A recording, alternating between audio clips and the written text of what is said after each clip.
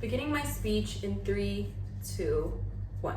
It's such a shame that the proposition decides to dump all of the problems in urban areas to pristine lands in the name of economic growth. This policy has failed in a lot of developing countries like China, for example, where for the sake of economic growth that proposition defends, people in rural China have to face major land acquisition for development projects such as the Three Gorges Dam on the Yangtze River. Look at the PM solution, which is highly materialistic. Companies will flock in, build their factories, small businesses will thrive, and job opportunities will rise, and life seems to be happily ever after in rural areas. Not only is this utopic, but it is also unrealistic, especially that the PM did not even spend 1 minute analyzing and characterizing rural areas. But on top of my speech, let me point out a major contradiction in PM's case and prove why it hurts proposition's case. Firstly, PM concedes one of the driving factors why urban areas are not livable is because of excessive and massive competition economically between the people. However, if you notice, PM's solution is literally to replicate the so-called massive economic growth in cities to rural areas by adding more competition without equipping rural areas residents with skills and education that will ensure their success in building a business. Panels, even startups, which are led by Ivy League graduates from Harvard, Yale, often fail because developing a business is hard. Giving, say, $1,000 in loan to start a new life and business in rural areas won't result in these people to magically succeed. This shows that there is a massive problem-solution mismatch on side proposition. Before my refutation, I have a quick clarification regarding our counterfactual. Firstly, we are not going to force these people to move by giving them incentives. Instead, we will fix the situation in the urban cities. How? Two things. A, we are going to break down the systematic problems. For example, for traffic, we are going to integrate more public transportation, fix the sanitation management, as well as create a better housing policy. We think that all of these efforts are not contingent with moving people to rural areas. B, to address why there are so many blue-collar workers, we are going to provide more scholarships and training to ensure that the poor can also get better education. We take these resources that were going to be used to financially incentivize urban citizens to be used for this instead.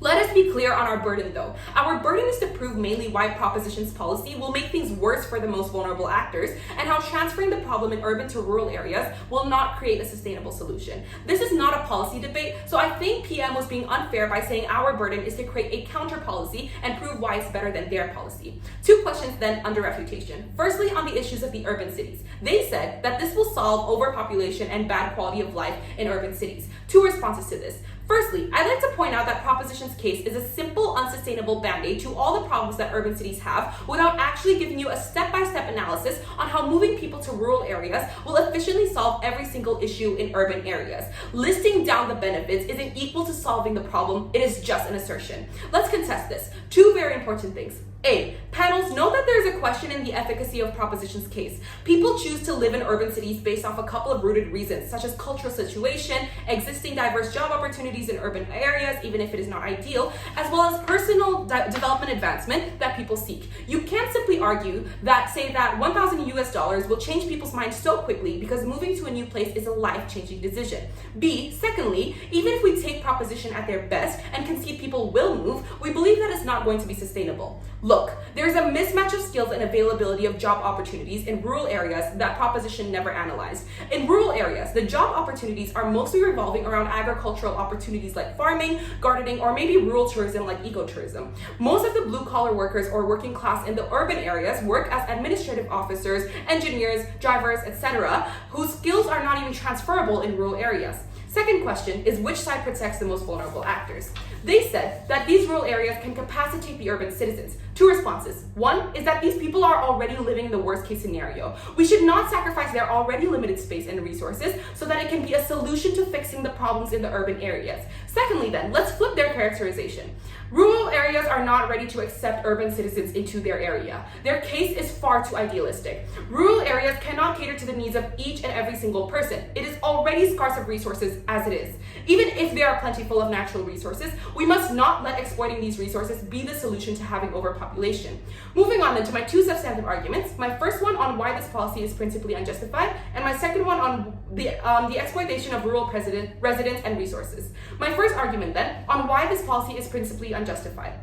Notice, panels, that this is a direct flip to their first argument. We say policymaking is not supposed to be dumping the problem into another area that isn't overstimulated yet. The policy that the side proposition is pushing for is one where there is no parallel consent given by the residents in the rural areas. 3 layers of analysis and a metrics of a good policy. Firstly, a good policy is a policy in which the harms could be minimized and mitigated, while the prospect of the potential benefits are more than the potential harms. Note that because in rural areas things are still underdeveloped, even in Proposition's best case, where people move and start to build small businesses and such, there are still so many problems. Two things. One, the market is still volatile. The product's development is still questionable. Two, if people want to create another business, that requires extensive transportation and infrastructure system, which doesn't exist there. So Proposition is literally stifling the people they wish to help the most. Secondly, a good policy should not transfer problems elsewhere. It is wrong that we create a solution at the cost of other residents' well-being. By doing this, rural areas will become a dump and we will only worsen the quality of life there.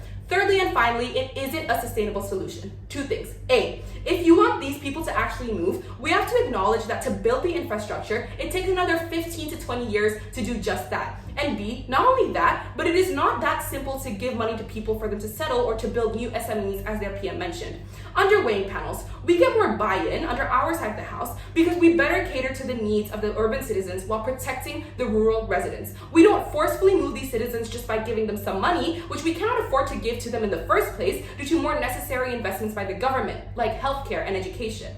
My second argument then, on the exploitation of rural residents and resources. The premise of this argument is that notice that in Proposition's best case, rural areas will become this developed land where new businesses open up. However, panels, that fails to acknowledge that there would be further exploitation of natural resources. Not only that, but the ethnic minorities in rural areas are endangered. Two layers of analysis. The first one is on the exploitation of ethnic minorities. Two things. A, when these companies will set up in these rural areas, what will happen? Two things. One, these companies are going to resort to having the lowest cost possible. They cut the salaries of their workers and charge them below the national minimum wage just because they can, especially in the short term where companies move and these places are still rural areas without the laws in place. Secondly, these minorities then don't get compensated fairly. They will lose out to the urban people who live there with sufficient jobs because they had money in the first place, and they continue to work jobs where they are being exploited because they don't have any other alternatives. For example, in India, people in the winter work and they make clothes while being underpaid at around 30 cents for a day's worth of work. This already exists in the status quo, and when we allow more companies to enter, this will only be more harmful. Secondly, is on how competition will keep increasing in rural areas. Two things. A, there are not enough resources to capacitate all new businesses. And B, when companies use these already limited resources, it makes it more scarce than it already is and harder to access for the rural residents. For example, big companies will buy cheap land and cause land shortages, so now farmers don't have the land that they need in order to work and make a living. This drives up the prices of the agricultural resources in these areas, making the poor even more vulnerable to these high prices as they won't be able to afford their daily needs. Under weighing panels, the most important thing to weigh now is that which side fulfills the obligation of the government to protect its most vulnerable. Our impact then is more important because we affect more people and we protect these ethnic minorities from being exposed to labor exploitation and higher prices. You can only get this under our side of the house, where we don't allow morally unjustified policies to exploit the already suffering rural areas, which is why I am so proud to oppose.